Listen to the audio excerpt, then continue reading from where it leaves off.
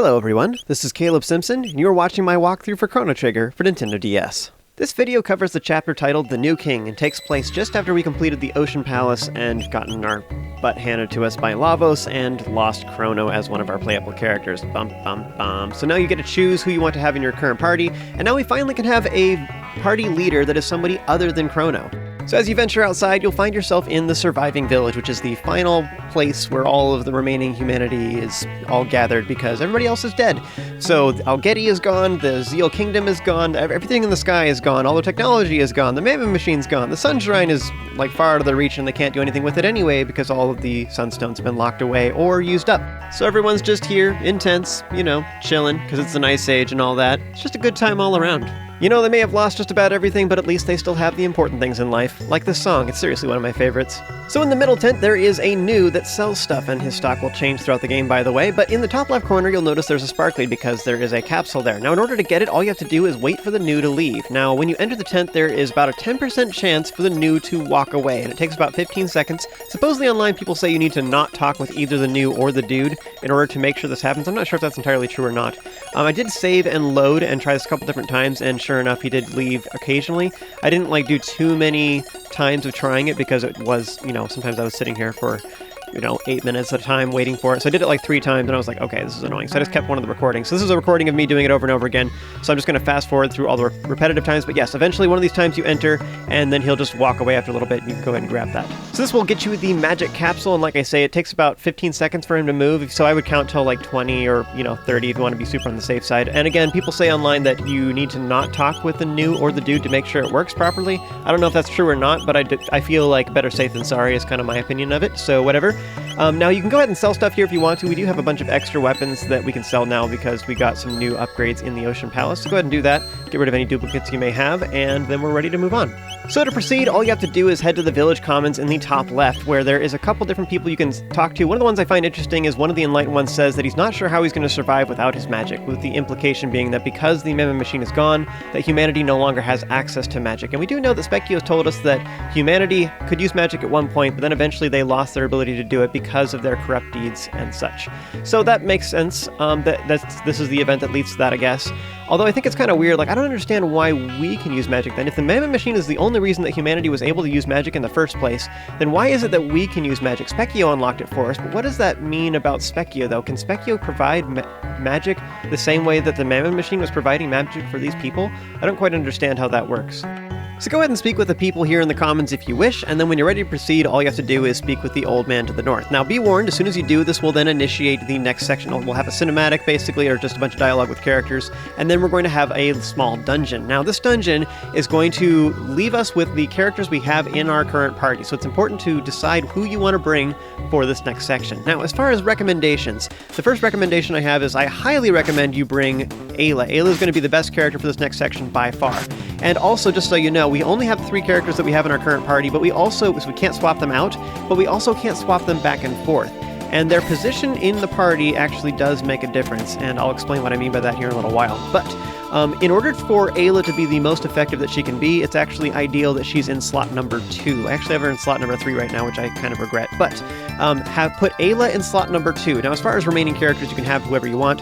My one comment is I would recommend that for one of those characters, you have somebody who can do some healing, and then your last slot just have somebody who can do damage. So pick whoever you want, but those are the characters I'd recommend. But yes, out of everybody, you can pick whoever you want. I would recommend, I like Marl and Lucas for the dialogue, but also their abilities that they bring to the table I think are pretty nice for this next section, but that's all partially just personal preference. But yes, the only person that I'd really, really recommend is Ayla. Now, as another comment, though, this is probably one of the easier dungeons in the game. It's confusing as far as where to go, but other than that, it's not a problem. All the enemies are super easy and stuff, so you get a lot of free XP, basically, that's pretty easy to do.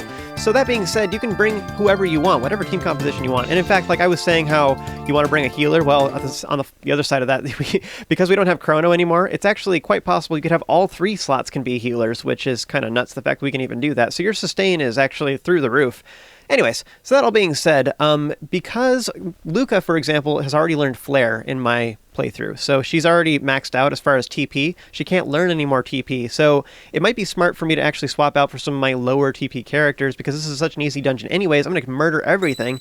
So if I use other characters that still need to be in combat quite a bit to learn new abilities, that might actually be really smart for this dungeon in particular. So our characters will wake up in a cell and all their equipment has been taken. It's like flashbacks of the trial much, except at this time we actually do have our equipment gone, which is not what happened to Chrono. All the guards in that dungeon left his equipment on him. So I guess these guys are a little smarter, even though I don't really have much faith in Dalton for being smart. But anyway, so our characters, you can go up the nearby ladder and you'll find that we are actually on the Blackbird, which is apparently flying now. So go back down the ladder and then one of the characters in your second slot will point out that there is an event, an air duct in the corner, so you want to walk over to it, and then while facing up, press A, and your characters will jump up into the vent. Now that is what most of you will probably do. However, alternatively, once you go outside and then your other character points out the air vent, you can then go up to the door and scratch at it, and the guard will tell you to go away. At this point, you can choose to either think of another plan to cancel out of this menu, or you can choose to pretend to be sick. And at this point, then Ayla will pretend to be sick, and then she will knock out the guard when he comes in, which is very similar kind of to what we did with Chrono, actually.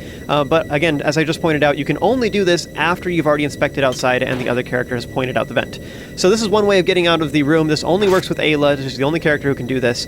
And then she also complains about lying about this. I don't understand why one of the other characters couldn't have pretended to be sick. Imagine Robo, like, I'm leaking oil everywhere. The door just to the left actually has our money in it, but there's also 3 guards here. It's just not really worth it at first. I'd highly recommend you get some character equipment first. So to do so, change the conveyor belt direction, go south, and then go through the door to our left.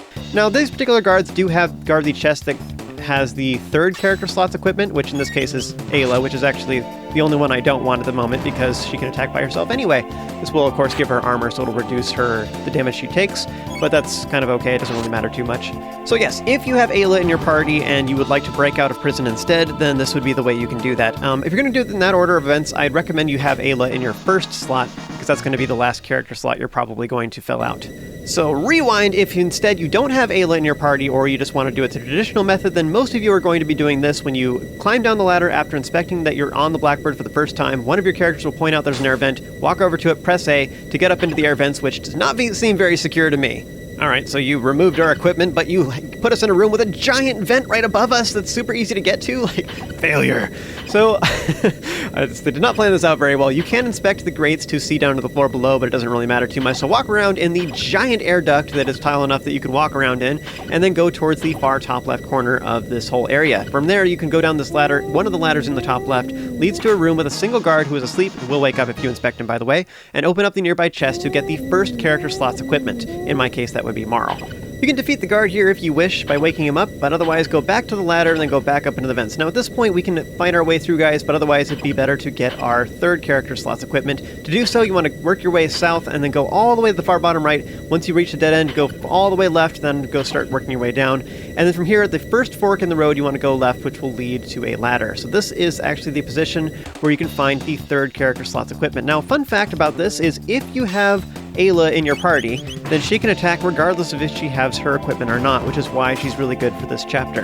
Now, as far as the best slot to put her in, I would highly recommend you put her in the 2nd character slot, because that is the slot where you're going to find that character's equipment last. So this chest is going to be your 3rd character slot, which in my case is Ayla, which is sad, because she can attack anyways and doesn't really matter. Unfortunately, whenever anybody doesn't have equipment, they can't attack, which is unfortunate. Now, whenever you see patrolling enemies like this, you can just hold still and you will walk right through them. They will walk right through you and you won't actually initiate that combat. As long as you don't touch them, that's fine. Also, just be aware that if you touch any other enemies or they see you, if there are other drones nearby, then they will then join in the combat as well. So if you go out the door and take the conveyor belt north and then go into the leftmost door, you will find a bunch of enemies that are guarding another chest. This particular one contains our money, not really the most important thing, although money is nice. I like money. I'd highly recommend you just use your regular attacks to do all this stuff. It doesn't matter that much, and even if you do get hurt a bunch, it doesn't really matter, because you guarantee have at least one character, if not 2 or 3 even, that have healing spells. Now, just because you can't use them in combat doesn't mean you can't heal, because you can always heal out of combat. So if all of your MP is geared towards healing yourself, you have more than enough MP to get through this entire dungeon and kill every single enemy in here without even healing that much. So don't worry about it too much. Just use your MP for healing out of combat and just punch everything like normal. Next, you want to go up and then to the right, and these guards will then attack you as soon as they see you. You can wait until this bite is totally out of the way, although if you are feeling frisky, you can totally just take it on at the same time. They're not really that big a deal, and we're going to find another one here in just a moment. Although I do like to only do that after I have a couple more characters. Right now I'm just waiting until it's guaranteed really far around the corner, so I don't have to worry about fighting it as well. Kill these Daltonites, and inside you will then see the second character slot's equipment, and at this point, if you've been following along with me, you should have all 3 of your characters should have their equipment back, which is great. There's actually a lot of ladders throughout this whole area, so you can totally take a variety of different paths to get to all these different locations. I feel like overall this is the most efficient path that is a direct route that also has the least enemy encounters by doing it this way. But whatever you want to do, a lot of these enemy encounters are super easy, like as you saw right there, that bite died instantaneously, so it's not a big deal. Some of the combat here in the Blackbird happens instantaneously as soon as you get remotely close, and other combat doesn't happen at all unless you actually touch the enemy, such as these guys right here that are guarding this door. As long as you don't touch them, it's fine, but go through this door to the far north to enter the second half of the Blackbird, which is on the far north. You want to enter the door just on the left, and here we have our final box, which is all of the rest of our items. This will give us all our healing items too, so if you want to use some potions or mid potions or ethers, whatever to restore your mana, you finally can. So you can totally go ahead and use multiple attacks or like a full screen clear if you want to at this point, although it doesn't really matter. Like I was explaining before, if you save all of your mana for healing, and even just one character using like just Aura or something, or Kiss or whatever, you easily have enough MP to heal all of the characters in your entire party for all of the combat in this entire dungeon. Easily. So once you've collected all the goodies, you can enter that door in the top left to proceed with the next section of the dungeon. However, there is a secret we can grab real quick at this point. All we need to do is go find a ladder to get back to the vents, and you can go to any ladder anywhere. I'm just going to go find the closest one, which is up here in the top left corner of this room. So I'm going to go up this ladder. Once you're back in the vents, then go to the far north, and then from here go to the far top right. There is an invisible wall here that you can't see. You need to just go down and around. It's kind of like a U shape. So go that way and grab the magic capsule that is here on the ground. Now this magic capsule is only here after you've collected all the other goodies in the dungeon. So after you've recovered all your stuff, then this magic capsule will appear. If you try and go there early, it won't be there. That's one of the weird little things about that. So next I'm going to go return to that room. So the item room is where we want to go last, which is has the door that leads to our next destination. So I'm going to work my way here. In order to get past these bites, by the way, you can fight it if you want to. It dies instantaneously, but if you want to sneak past it like that, just don't move when you're on the conveyor belt and you'll sneak right past it. I suppose one other comment is you could go back to your cell and use the save point to save again real quick now that we have all of our stuff back. But also, you can use shelters if you want to heal and restore your MP. I don't think it's that big a deal. You shouldn't be very hurt. And if you have used any MP, it's like hardly anything at all. Like, honestly, the guys in this dungeon do like no damage at all. Except for these guys. These guys are jerks. So, they use Tech Lock on you, which will make it so you're unable to use techs and items, although it is technically possible for you to negate that if you got some status protection helmets by completing the Sunken Desert side quest before you ever went to the Ocean Palace. That's very unlikely that any of you did that, and it is very difficult as well, so you would have had to level up before you even were able to attempt it. And again, one of the main reasons you'd want to do that is so you can confront Lavos in that form in your first playthrough, but that's a very obscure strategy that most of you probably didn't do. Anyways, these turrets act exactly like the rubble did on the Mountain of Woe, except that they do attack when the rubble didn't. So apparently they are more threatening than random rocks just sitting in the middle of nowhere. Who knew? Now, if combat drags out long enough, then they will just self-destruct, which doesn't actually do any damage to you or anything. It just is them fleeing the battle, which is kind of weird because some good defenses they are, right? They just self-destruct for no reason at the end of combat. But if you can successfully defeat them in time, you'll get some XP for free, and you'll also get a free mid-ether. Now, you can guarantee you get that mid-ether by charming them instead, and you can only do that if you have status protection so that you can bypass their tech lock. So in order to guarantee I'm doing as much physical damage as possible, because in my particular case I am tech locked anyways, I just put the Berserker Ring on both Luca and Marl to increase their damage and make them attack as fast as possible. I also put some speed items on them to guarantee that they can use their auto attack faster. Once you to kill them all, if you want to optionally, I feel like there's no reason not to, it's just free XP, potentially free items, you might as well. Mid-ethers are kind of nice, and I haven't really used them too much right now, but you can always just sell them for like 1,000 gold anyway. Alright, so we're about to fight 2 bosses in a row. Now, as far as equipment, what I recommend you do is I'm going to take off the Berserker Rings for sure. That's my highest priority.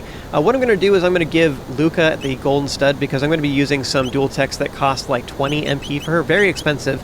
And then meanwhile, for Marl, I'll just give her something else, like whatever, doesn't matter. Now I'm going to be using like Ice Cube Toss and Antipode Bomb 3 that I now have access to. Very expensive ability, but very nice. It was like one of the highest damage abilities in the game. Really, really good. It's not necessarily the most efficient, like MP per damage that you get out of it. However, it is really solid and it works in most situations. It just hits really, really hard. My girls have such high magic that it just makes it really great. For most of the end game, it's pretty good. This next battle will start when you move too far over to the left side of the wing, by the way. Now, as far as armor, what's going to happen is the second boss we fight is going to hit us with the opposite of the element that we use against him. So what I'm planning on doing is using Antipode Bomb 3, which is Shadow. You just use whatever you want. Use the hardest hitting spell you have. And you can use physical too, but I think elemental is easier to deal with. But anyways, hit him with the hardest attack you have, so I'm going to be using Antipode Bomb 3, which is Shadow. So what I actually want is I want the white plate on the lowest magic defense character I have, so that it heals that person instead, so I just don't have to worry about that one as much. So that's what I should have done. I actually put the black plate on Ayla, which is the exact opposite of what I should have done. Whoops. But anyways, I should have put the white plate on Ayla, and that would have made Antipode Bomb 3 heal her instead when the boss counterattacks. So this first boss will count down before it launches a powerful attack, which never actually happens because this guy is afraid of heights, apparently. So this guy will count down twice, and then he just runs away. That's what's going to happen. So our goal is, before he counts down twice, you want to make sure you do as much damage as possible to hopefully kill him. Otherwise, he'll run away, and you get no XP. So the goal is to just do as much damage as you possibly can. He has 15,000 life. A lot of your characters will probably do about 1,000 damage per hit if you're using a nice, expensive tech at this point. And if you use some dual techs, you can ramp that up even further. So try and use dual or even triple techs if you can.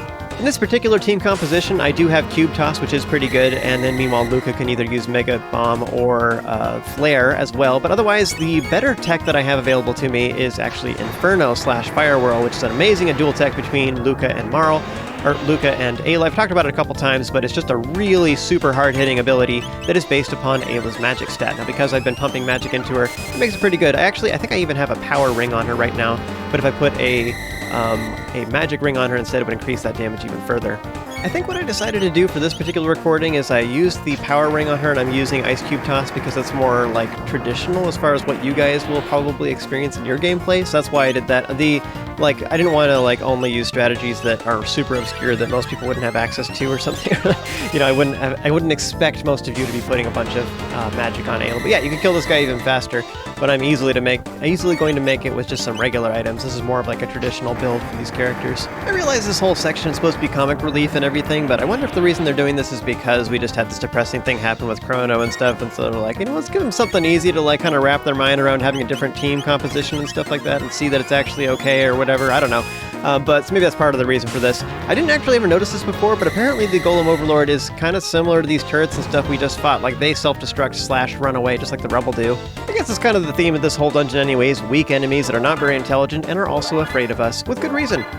Hi, my name's Golem Overlord, and I'm afraid of heights and adventurers. Hi, Golem Overlord. Well said!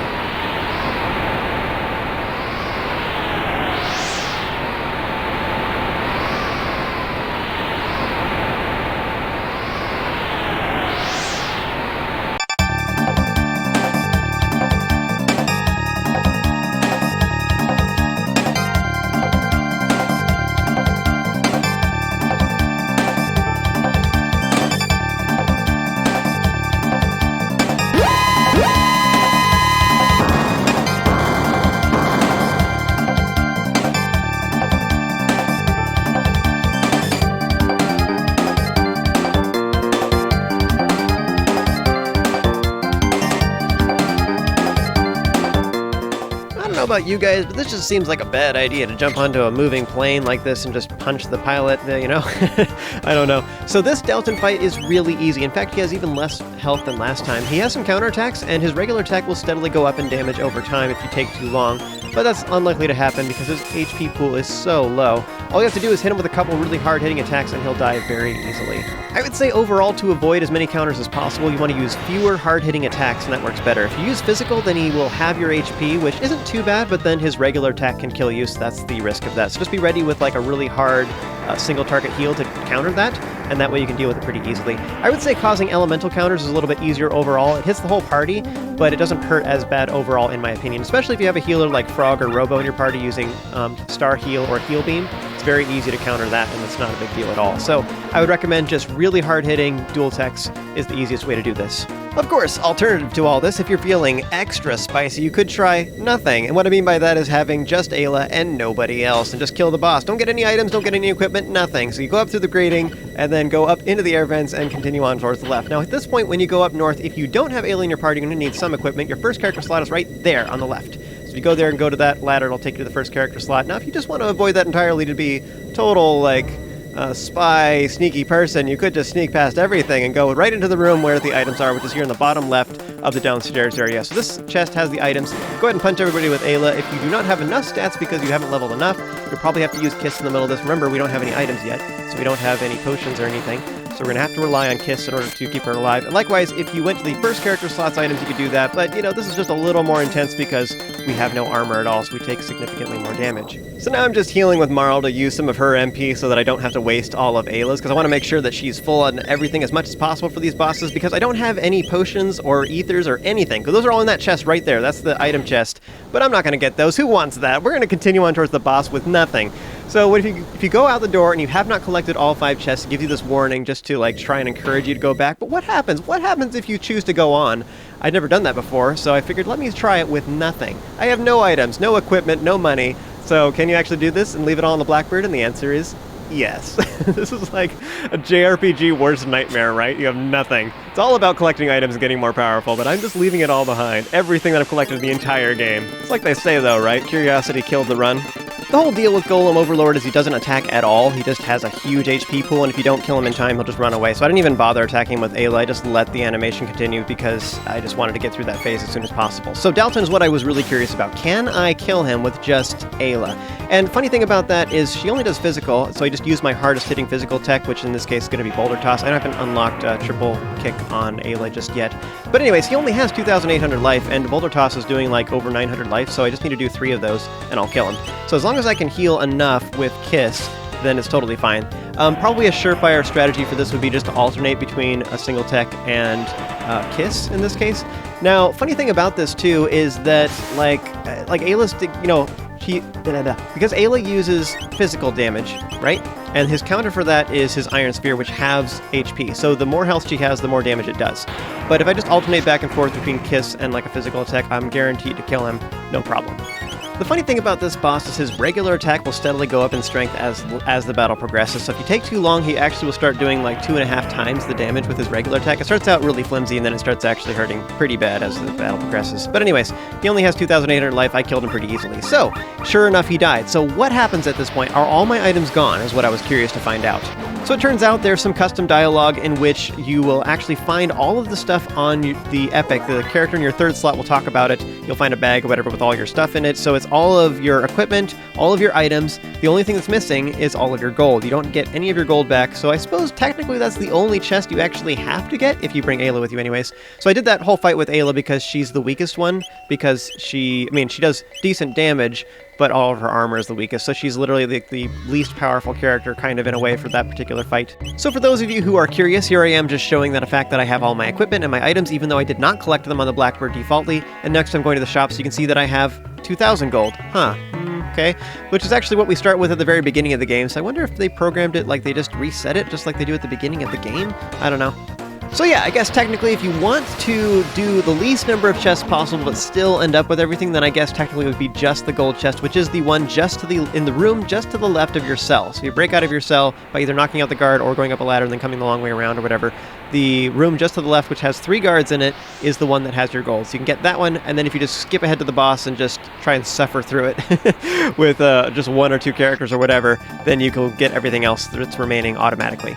Anyway, rewinding, this is back on my other playthrough when I'm actually doing everything legit. So we're trying to figure out how to take control of the Epic, and so you are prompted to press the Y button, and the character in your first slot will press it, and apparently this causes lasers that have been installed to shoot the Blackbird, which then partially destroys one of the wings and causes it to fall down. And then you're prompted to press the X button instead. This is all crazy. Like, we only had 1 button before. Just 1 button. That's all the Epic had. And now the Y button does something totally different. I don't understand what Dalton's plan is here, guys. I swear, he's just like...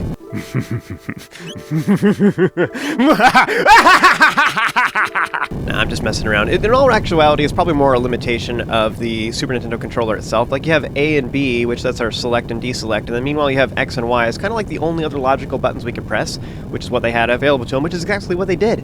Meanwhile, we could have done like L and R, though. I think that would have been kind of cool for one of those buttons, I suppose. But yeah, if you've ever seen inside a cockpit, they have so many buttons and dials and stuff like that. It's very confusing to look at for the first time, especially for Luca or whatever, who has never actually seen inside a plane before or whatever. It's like, this is the first time she's seen a flying machine, and so there's so many things to look at.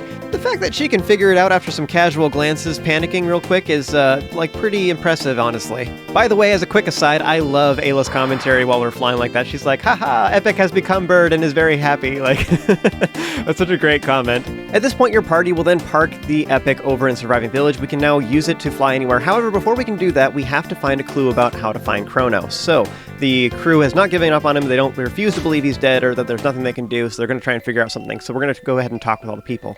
Now, if you go to all the tents and stuff, what you'll find is they say to go to the Village Commons. You go to the Village Commons, and they say that, hey, there was a stranger who just showed up right after you left, actually, and got kidnapped by Dalton. A stranger showed up and was looking for someone, and then they don't recognize him at all. There's not somebody that they remember ever seeing here, either in the Earthbound Village or up in Zeal at all. So he's somebody that's not from around here. So in other words, somebody from another time period. Now, if you put 2 and 2 together, you can easily figure out who he is, and he is up on the North Cape, which is in the top left corner of this island. Once you arrive in Village Commons, you'll see that the depressed little boy has made a new friend, which is Alphador, the purple cat that belonged to Janice in Zeal Palace, which is interesting. And the last thing to comment about here is there is a chick in the bottom right corner who is one of the enlightened ones who has a tree sapling that she got from the Guru of Life, who is Melchior. And he told her to plant it, the queen told her to burn it, and you had an opportunity in Zeal Palace to coerce her into planting it in secret instead. And so you can do so now. If you did not have an opportunity to do that in Zeal Palace, now is your opportunity to do so. This is where this chick will be found from now on. So I would highly recommend you speak with her, tell her to plant the sapling, because this leads to a later side quest. So one of the problems when designing a video game is always trying to figure out a way to make gold worthwhile, because in most video games you can just kill enemies over and over again, and the default reward, that's kind of the industry standard, is to give you gold, because giving you some kind of numerical value as a reward just feels good as opposed to just XP. So yes, you're getting marginally more effective or whatever, you're getting more powerful by getting XP, but getting gold just feels good. You want to get something, so it just feels like you're at least earning something, so it doesn't feel totally worthless. The problem with that is that you steadily increase in gold until it eventually becomes worthless because you just have so much of it that doesn't matter. So the game suffers from inflation. This is a very common problem in video games in general. So developers are always trying to figure out some way to have some kind of gold sink, is what they call it. So that would be like paying money for inns, or buying other restoration items, or having cosmetic items that you can buy, or something that's required, like side quests that cost 10,000 gold just to get like an arbitrary plot device that will then eventually progress the story. So stuff like that. So there are examples of things like that in this game, and shelters are a great example of this. They're a more flexible healing item that you can use other places, as opposed to just having more inns. Instead, they give you shelters, which are even more expensive, but are a little more user-friendly, and are one of those gold sinks I was just talking about. Anyways, the people here told you to go to North Cape, where the mysterious individual was last seen. So if you go over here, you'll find a sparkly on the ground. You want to inspect it, and then Magus will appear. And apparently, we just learned in the previous video that he was the prophet all along, and so he was kind of being a jerk to us, but now we will learn more about his backstory and what's going on behind the scenes. Anyways, so gold is often a problem. Gold just increases exponentially as the game progresses, and then you just get to this point where gold is worthless. So how do you make gold feel worthwhile again? And so often they try to have gold sinks, as they call them, throughout the game to make money feel more valuable because you're spending it on various things, or there's things that steal gold from you or whatever. So like the rats that steal gold from you in 2300 AD, for example, sometimes they steal a lot if you don't have any potions on you. But anyway, stuff like that.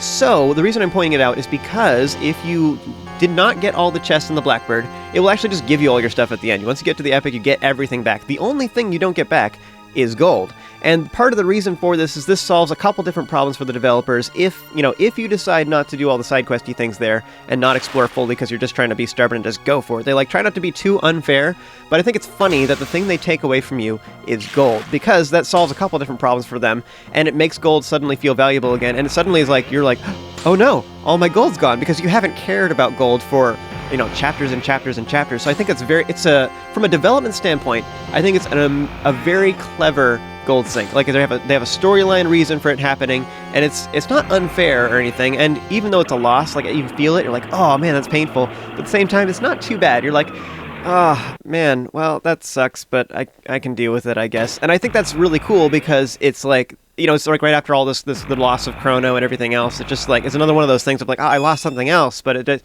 doesn't feel too unfair or anything either. But anyways, my point is that I think they handled it really, really well, that it's incorporated into the story, and it makes sense. You're not like, oh no, how could that happen? Like raging against the game or anything. You're like, oh well, like, okay, I don't know, but it doesn't feel too bad. And you're like, all right, and you're like planning ahead right now as you're watching all these cutscenes and stuff. It's just like, it's like such a smooth transition into it that I just think they handled it really well. Because it's a problem that all developers for video games are always facing. So I think it's really interesting the way they decided to incorporate it in this game. Very clever and very well executed, where it doesn't feel too unfair. So this is the big reveal that Magus was apparently Janus all along, so the little young prince from Zeal Palace, and he takes after his mother, by the way. A lot of the people in Zeal Palace had said that Janus was also very cold and like cynical and stuff like that, just like his mother was. So it's very interesting that he takes after her. But after all the events happened in the Ocean Palace and there were some warp gates appeared, sent everybody to different time periods, and apparently Janus was sent to 600 AD, where he then took control of Ozzy and the rest of the fiends. And Ozzy had tons of respect for him because he was so ruthless, but also because humans can't use magic in that time period, and yet Janus could. That's how that all happened. So Magus has apparently been working this entire time trying to figure out a way to defeat Lavos, and he happened to appear in this time period, but in the end he ended up just fulfilling history anyways. Fate, where everything that he did was working towards the exact same result that happened last time, and so he's kind of in shock about this. It was all for nothing. So it looks like we didn't really understand what Magus's motivations were all along. Apparently he's kind of on our side, sort of, but anyways, he's kind of a jerk about it, and he insults Chrono right here, which causes our characters to get very angry. He then asks if we would like to fight him, and at this point you have the first game-changing decision for the rest of the entire game, which will affect your ending. You can choose if you want to fight Magus right now and kill him, or if you want to say no, that you don't want to fight him at all. So if you refuse to fight him, then what will happen is he will just turn around and leave you alone, and you want to go ahead and leave North Cape. Now, as you do, though, Magus will chase after you and request to join your party. So we now have our final playable character. Now, generally speaking, just so you know, there is no real reason to kill him. You totally can, and the plot will progress just like usual. However, it will change your ending, and you'll get a worse ending if you decide to kill him. But you should just totally take him with you, because there's no reason not to. And he actually has some pretty cool dialogue for specific scenes later on in the game. First thing to understand about Magus is he's not particular about who he calls a fool. Not just Chrono, but everyone is a fool in his mind, so including himself, I suppose. But he now gives us a hot tip in which he says that Gasper, the Guru of Time, might know a way to bring Chrono back to life. And this is the very clue we were looking for. So Magus is actually totally willing to help us kill Lavos, and not only that, he wants to help us restore Chrono to life, which is actually kind of fancy. Like, he was the jerk who we didn't like before, whatever. I find it super interesting that, as far as from a gameplay perspective, that we have Frog and Magus in the same party now. Like, they're arch rivals, and here we have, and it's just also sort of a weird thing, because Magus killed Cyrus and stuff too, you know? It's like, just sort of sad, but it's interesting that we have, like, not only just one of the bosses, but, like, the arch enemy of one of the other characters that's in our party. Such a, like, Japanese thing. Like, in a lot of other stories, you wouldn't have something like this happen, I don't think. Now, he actually starts out with some pretty good equipment, which is very nice compared to everything else we have right now. There's only a few helmets that are any better than what he has, but everything else is honestly pretty good. Now, the accessory that he has is Shala's amulet, which is just called plain amulet in the previous thing. Now, by the way, too, this is not to be confused with Shala's pendant, which we also have in our possession, the future variant of that anyways. But yeah, so he has a very nice amulet, which gives him status immunity, which is a very nice thing. So anyways, that's actually the end of this video as far as my recommendations. I would highly recommend you take Magus with you in your party. Now, if instead you decide he's a total turd and you want to kill him and get a worse ending, you can go ahead and say that yes, you want to fight him. Just make sure you pick your team carefully before you start, so I'd make sure you save at the Sparkly back in town. So if you want to kill Magus, the first thing to know is that if you fight him with any of your other team compositions, then you will fight him with a team of 3, which makes it a lot easier. However, if you have Frog in your party, you will fight him with Frog solo. Now, I've mentioned this before throughout the game, but every single boss in this game is completely different. They're not the same boss. The mechanics for each fight is different, so this Magus battle is not the same as the last Magus battle. Yes, there are similarities, but it does not function the same. The first thing to know is that his barrier does not exist anymore at all. So all he has is he has just a regular melee attack, which hits pretty hard for physical, and then otherwise he has some elemental attacks. Now, the elemental attacks are definitely much more hardy and nasty and everything like that. For the first half of his health pool, he will only attack with his scythe if you just keep attacking it with regular attacks. Because Tex will activate his counter, you're better off just using regular attacks until he is half dead. Now, something else you can do to reduce the damage you take from him, because he's just all elemental damage, is you can put on colored plates of various colors, and the tech that he uses, by the way, is totally random. Like before, he would barrier and he would switch elements all the time. This time he just uses random elements every single time. So every time you use a tech, and also every time he attacks once he's at half health, or lower, he will just use a random element against you. So you can just wear various colored plates if you want to hopefully absorb some things. So what I'd recommend you do is just switch each plate you have. So have a blue, red, and white plate on the 3 characters you decide to choose, because every time he chooses a random element, then one of your characters will be healed, and as a result, you probably don't have to heal at all for this entire fight. Now, if you want to reduce the damage even further, you can also use barriers, which I ended up charming inside the Ocean Palace, because these will reduce incoming magical damage by 1/3, which is pretty awesome. Let's see, what else to know? He doesn't use Shadow at all, so it's actually kind of unusual because he is a Shadow user. This time he only has Lightning 2, Fire 2, and Ice 2, which is great. Now, as a comment, though, he doesn't have any super big resistances, and he does take increased damage from magicals. So, if you use some really hard-hitting magic attacks like Antipode Bomb 3, you can do some serious damage to him. He only has 6,666 life, so if you use like 2 or 3 Antipode Bombs, you'll just kill him immediately. So use some really hard-hitting attacks, and you can easily take him out, no problem. I know when I played this game the first several times, I was really shied away from using such expensive techs, but the thing is, as long as you have more than enough capacity with your MP, like, you look at that. If I'm doing over 1/3 of his HP every single time I use his ability, and yes, it costs Luca 20 MP every time I use it, well, I can use it like 3.5 times, so that's already more than his health pool. So as long as you have enough capacity for it, it's totally fine. At that point, it doesn't even matter how much damage he does. Even with all the counters, you can kill him in just a couple turns, it's just over anyways. So yeah, high-cost techs are like the best. So once you defeat Magus, he'll actually die, but right before he does, he will explain that his death will lead to Frog's curse being lifted by the credits, and then he also gives us the tip on how to resurrect Chrono, which is weird. If you only attacked him, you're like, wait, he was just disparaging Chrono, and now he's like, telling us how to resurrect him? Wait, what? And then it just feels bad that you killed him. So go ahead and grab Shala's amulet, and now sad music begins to play. So this is what happens if you decide to kill Magus, which is very sad. So next I'm going to show these strategies with Frog. His equipment is going to matter a little bit more because if you challenge him with Frog, you fight him by yourself. So, first of all, the thing to know is that the Masamune is actually bad for this fight, contrary to what you might think. It's actually the worst item we can use. So you're much better off with the Demon Slayer is the best. It does 2 times damage, so it hits him really hard because Magus is considered a magical creature. And then otherwise the Rune Blade would be the next best. And that's even true compared to the Masamune with the Hero's Badge. I did test all that too. The Rage Band is probably the best accessory you can use overall to just give you a little bit increased damage. Now, if you charmed a Mermaid Helm, which halves water damage from the Blue Beast in the Mud Imp and Red and Blue Beast battle, then the Mermaid Helm is definitely the best choice for this because it will have all incoming water damage, in addition to the 20% resistance that Frog already has. Meanwhile, for the armor, you want to use either a white plate or the red plate to make fire or lightning damage heal you, respectively. Remember, this boss battle does not do any shadow damage at all. Now, the end result of this is that Magus' scythe will still hurt you pretty bad, but then meanwhile, his elemental attacks will actually probably break even because one of them will heal us, one of them won't, and the last one will just do slight bit of damage. So as long as we use a slurp occasionally or whatever, we'll be totally fine. There's kind of 2 schools of thought for this particular fight. You can either just use a bunch of regular attacks to try and beat him down over time, otherwise you can try and hit him as hard as possible, and that would be using his hardest hitting single tech. In this case, that would be Aerial Strike, otherwise known as Leap Slash. So you can use that ability a bunch. It does cost 5 MP, which is fairly expensive, but so you may think of an alternative as using the Gold Stud on Frog to reduce the cost of that. I don't think it matters too much. I think even if you are using that ability, you are still going to be doing enough damage where, you're going to not use enough MP. I think you have enough MP a capacity where you can get through the whole fight without having to rely on that, or even having to use any ethers. But if you do need to use a mid-ether to get 30 MP real quick, it's not too bad anyways. I do feel like overall the Rage Band is just a good item. We counterattack 50% of the time, and it has a very high chance to crit. And when we're critting right now, we're doing like 600 damage, which is like 1/11th of the boss's total life anyways. Like, that's disgusting. That's really good damage. So I don't really think it matters that much. So like, yes, you could reduce the cost of your tech, but your tech is a little bit suicidal. I do think that using a barrier on Frog is a really good idea for this particular fight. When you have all 3 characters, it's a little bit excessive, but I don't think it matters that much. But for Frog by himself, this will allow him to extend his HP pool by quite a bit.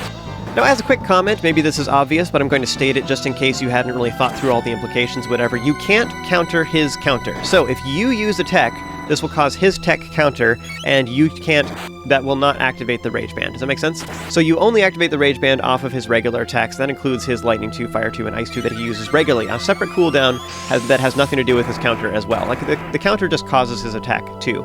But anyways, so that all being said, if you are trying to kill him with the text instead, you might be better off with, instead of the Rage Band, because that doesn't cause the counter, you might be better, his counter does not activate the Rage Band, so if you are going to be activating his counter all the time by using Leap Slash, otherwise known as Aerial Strike, you might be better off actually having a different accessory, but rather than the Gold Stud, I think what would be a better one would be either the Power Ring, because that will increase the damage of Frog's physical techs, or to use like the Barrier Ring / Wall Ring was an accessory that we got that increases our magic defense by 10. That actually makes a pretty big difference, and Frog's magic defense is not super high, so this will probably reduce the damage you take by at least 20%, maybe more like, I don't know, 30 or 40, depending on... The thing is, there's these thresholds where the damage gets reduced kind of exponentially, or like it has diminishing returns though too, but it makes a big difference. So just having a little bit of extra magic defense makes a huge difference. So that accessory could help a lot for this fight as well. I think Magus is one of the best written characters I have ever seen in a video game, where his motivations make total sense, and he's just very well written. Like, he takes after his mother. And that's what everybody said in the Magic Kingdom over and over again. So Queen Zeal is his mother, and she's an awful person that's a cruel dictator who just destroys anyone who gets in her way, and she's willing to sacrifice the world to get what she wants. So meanwhile, Magus, he's the exact same way. He's cruel and cold and like detached and like ruthless, and then he's the exact same way as his mother. And he's also really powerful and everything, so he feared that power because he was afraid he would end up being just like his mother.